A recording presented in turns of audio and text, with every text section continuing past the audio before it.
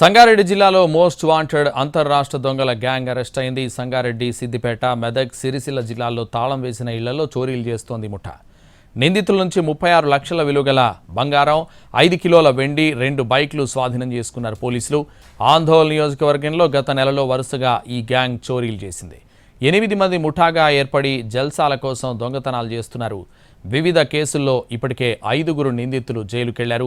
3 దొంగలను పట్టుకుని రిమాండ్కు తరలించారు సంగారెడ్డి జిల్లా పోలీసులు. నిందితులపై మొత్తం 108కి పైగా కేసులున్నాయి.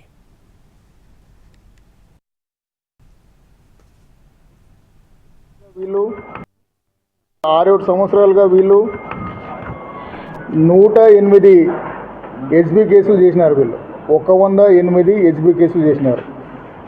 ఈ కేసు చాలా మట్టుకి సంగారెడ్డి, కామారెడ్డి, సిద్దిపేట్, నిజామాబాద్, కామారెడ్డి, జగిత్యాల్, మెదక్ డిస్టిక్లో రాత్రిపూట దొంగతనాలు చేస్తున్నారు. ఈ గ్యాంగ్ ఒక 8 మెంబర్స్ గ్యాంగ్.